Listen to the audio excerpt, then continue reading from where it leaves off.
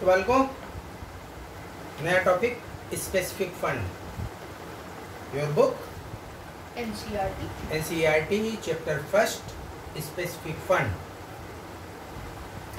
अब specific fund को ये है पेज नंबर 27। ठीक, इसको ध्यान से समझने की जरूरत है। एक तो इसके नाम से समझिए, specific fund means any fund that is received for any specific purpose, so it is a matter of capital receipt and it is not treated as a regular income. It goes to balance sheet, liability side। और ये आपका इसमें इस fund को में जाने के पहले कुछ चीजें आपको बहुत ध्यान से दिमाग में लानी है। वो क्या है? नंबर एक, अमाउंट ऑफ फंड क्या है ना। एक पर्टिकुलर डेट पे जब आप बैलेंस शीट बना रहे हो तो हमारे पास फंड की अमाउंट क्या है। ये स्पेसिफिक फंड हो सकते हैं, टूर्नामेंट का स्पेसिफिक फंड है ना, बिल्डिंग का स्पेसिफिक फंड, ये किसी एक नाम से है। तो उस केस में ये हमारा अमाउंट ऑफ फंड है ना। फिर अमाउंट ऑफ फंड इन्वेस्टेड, कि फंड हमारा इन्वेस्टेड है ना। एक तो फंड से एक सीधी सीधी बात समझने की कोशिश करो। अगर जिसके साथ में, जिस अमाउंट के साथ में फंड का शब्द इस्तेमाल किया जाता है, it means corresponding to that fund some investment has been made, है ना। तो हमारी फंड की अमाउंट क्या है, हमारा अमाउंट इन्वेस्टेड क्या है। इसके अलावा इनकम फ्रॉम दैट फंड, जो हमने इन्वेस्टमेंट कर रखा है उससे हमको क्या इनकम्स हुई।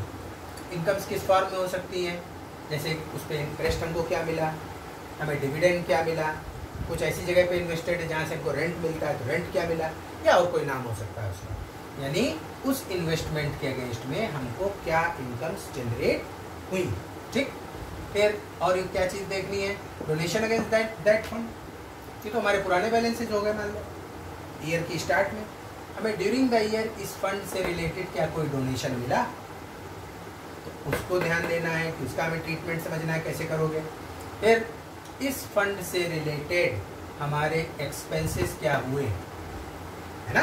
कोई एक हमको एक स्पेसिफिक इवेंट ऑर्गेनाइज करनी है ना, कोई बहुत बड़ा टूर्नामेंट कराना है, कुछ कराना है, तो उससे रिलेटेड हमारे जो एक्सपेंसेस हुए, टूर्नामेंट के एक्सपेंसेस क्या हुए, टूर्नामेंट का प्राइस डिस्ट्रीब्यूशन में हमने खर्चा किया, है ना।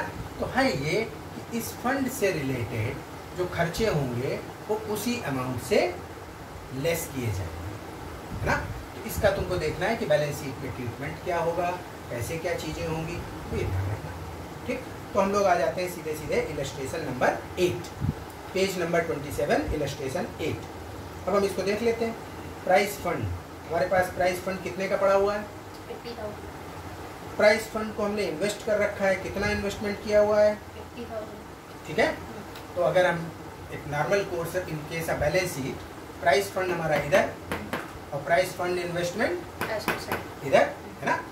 और हमको income from price fund investment कितना हुआ, 8,000।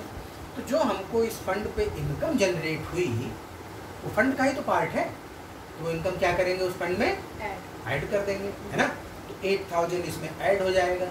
तो इस तरीके से हमारा बना जाके फंड 80,000 प्लस 8,000 करके दिखा दें कि क्लियर है। 80,000 प्लस 8,000 और लेस 6,000, क्योंकि हमने प्राइज अवार्ड कितना किया, 6,000 का। तो बस इसको जोड़ दिया जाएगा, प्राइज अवार्ड माइनस कर दोगे। तो इस तरीके से हमारा बचता है 82,000। नेक्स्ट बैलेंस शीट देख लो, इस क्लियर है ना कि हमारे पास प्राइज फंड कितने का था, 80,000 का। प्राइज फंड का इन्वेस्टमेंट कितना, 80,000।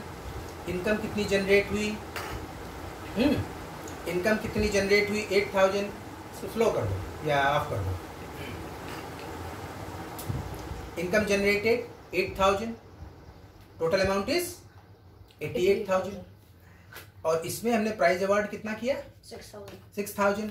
तो हमारा जो आउटर कॉलम में है 82,000। क्लियर।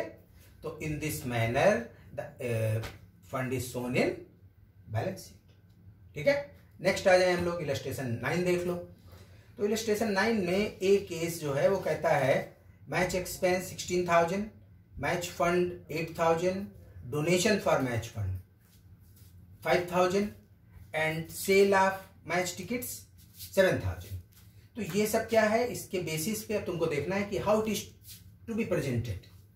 तो देखिए बैलेंस शीट, मैच फंड हमारा कितने का 8,000, हमें डोनेशन कितने का मिला 5,000, तो मैच फंड के लिए मिला ना, तो that amount is to be added in that. तो 8,000 प्लस 5,000 हमने मैच की टिकट सेल की, तो ये भी हमारे पास रिसीट हुई इसी से रिलेटेड, ये भी इसमें ऐड किया गया। टोटल कितना हुआ 20,000। एक्सपेंस कितना किया 16,000। So net amount of 4,000 is to be shown in balance sheet outer column. समझ में आई बात? अच्छा, अब इसका देखो बी पार्ट ये क्या कह रहा है। वो कहता है what will be the effect if match expense go up by 6,000 other things remaining the same. वो कहता है कि मैच एक्सपेंस हमारे 6,000 से ज्यादा हो जाते हैं, यानी मैच एक्सपेंस पड़ा हुआ है 16,000, इसकी जगह हो जाता है 22,000, है ना। 16,000 प्लस 6,000 कितना हुआ 22,000। तो हमारे पास फंड की इनकम कितनी है टोटल 20,000 और खर्चे कितने आए 22,000। तो इस केस में अगर हमारे पास फंड की अमाउंट सफिशिएंट नहीं है इन सब के बाद में इन एक्सपेंसेस को मीट आउट करने के लिए, तो extra is charged from income and expenditure account and you will write in expenditure side of that account. क्योंकि ऐसे समझ लो, हमने किसी खर्चे को मीट आउट करने के लिए जो फंड और सारी चीजें बनाई, उससे हमारी जो इनकम जनरेट हुई या हमारे पास टोटल अवेलेबल फंड है वो है 20,000। उससे रिलेटेड अगर हमारा खर्चा होता है ज्यादा का, तो एक्स्ट्रा पैसे कहाँ से लोगे, अपने जो हमारी बाकी रेगुलर इनकम है उसी से तो लिया जाएगा। तो बस सिंपल ऐसी तरीके से इसको शो करोगे, ठीक है। अब चलिए इलस्ट्रेशन 10। अब इलस्ट्रेशन 10 ये कहता है स्टेशनरी के extracts of receipt and payment account for the year ended this, और स्टेशनरी इतनी है, एडिशनल इंफॉर्मेशन कुछ दे रखी है, तो इसको हम तुम लोगों को समझाते हैं एक पर्टिकुलर अकाउंट बना के। तो करोगे तो हम लोगों का इलस्ट्रेशन 10। अब इलस्ट्रेशन 10 के केस में तुम लोगों को एक बड़ी स्पेशल बात बतानी। क्या इन केसेस में जनरली क्लब के पास स्टेशनरी है या मान लो कोई आइटम है, मेडिसिन का जनरली होता है ना। स्टेशनरी मेडिसिन के केस में ये बताता है कि आखिर कितनी फिगर इनकम एंड एक्सपेंडिचर में लिखी जाए, ठीक। तो पहले तो बहुत अच्छे से अपना दिमाग क्लियर रखो कि इनकम एंड एक्सपेंडिचर में चाहे स्टेशनरी है, प्रिंटिंग स्टेशनरी का मटेरियल है या मेडिसिन हैं, उनकी वो अमाउंट आएगी जो ड्यूरिंग द ईयर कंज्यूम हुई है ना, जो हमारी खर्च हुई है वो दिखाई जाएगी। तो इसमें हमें कंज्यूम्ड नहीं दिया होता, हमारे जो क्वेश्चंस होते हैं उनमें वो डायरेक्टली कंज्यूम की बात नहीं करता, वो इधर उधर की बात बताता है। उसके बेसिस पे तुम्हें फिगर ये लानी होती है कि आखिर what is the amount of that material consume and that is to be shown in income and expenditure account. So no problem. So it is to be first। तो इसके केस में हमें मेन तो ये जानना है ना कि हमारा आखिर कितने का मटेरियल कंज्यूम हुआ, ये इम्पोर्टेंट है। तो इसमें हमें कैसे कैलकुलेट करना है, कैसे क्या चीजें देखनी है वो देखो।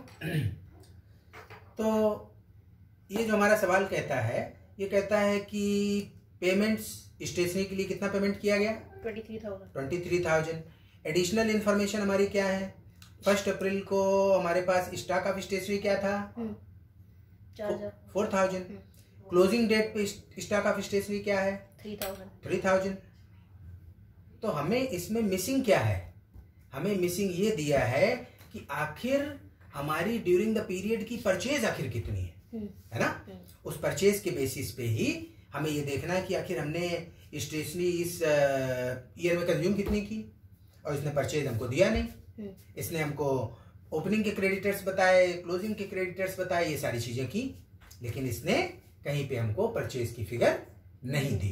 तो ये निकालने का एक आसान तरीका ये होता है, बुक में जो दे रखा है, जो इसमें किया गया है, इन नॉर्मल कोर्स बच्चे इसको समझने में दिक्कत आती है ना। तो तुम्हारा कौन सा क्लास है 10th और 12th को समझोगे, है ना। खैर बहुत अच्छा ढंग से कर रहे हो, तैयार कर रहे हो, कोई प्रॉब्लम नहीं, इसमें तो इत्मीनान से कर डालोगे। तो इसके लिए क्रेडिटर्स अकाउंट, हमारा ओपनिंग बैलेंस क्रेडिटर्स का क्या है 9000 इट इज गिवन।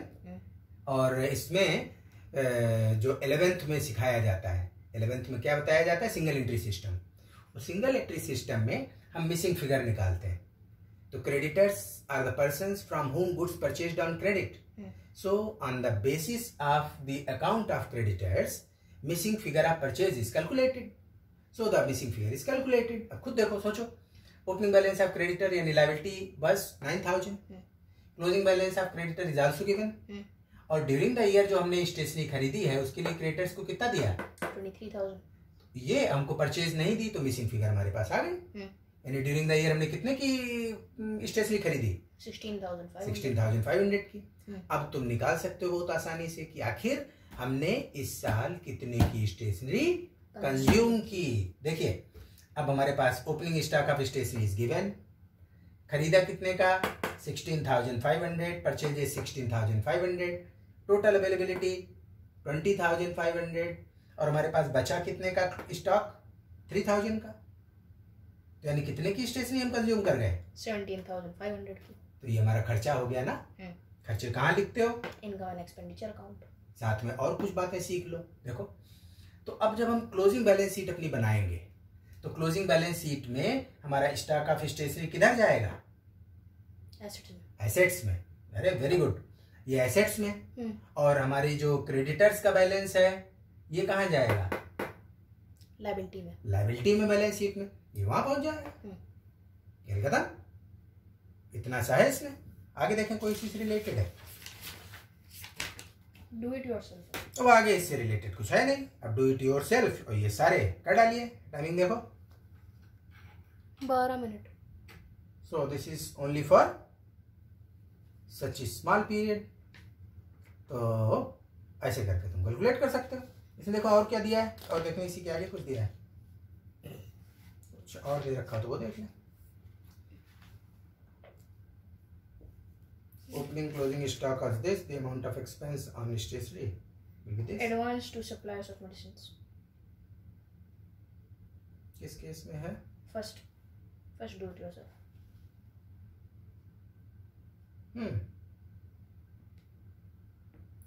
अब इसके केस में भी जो अगर डू इट योरसेल्फ का फर्स्ट देख रहे हो, है ना, तो यहाँ पे भी सप्लायर्स का अकाउंट बनाओगे क्रेडिटर्स का, है ना, और इसमें हमको मिसिंग फिगर मिल जाएगी।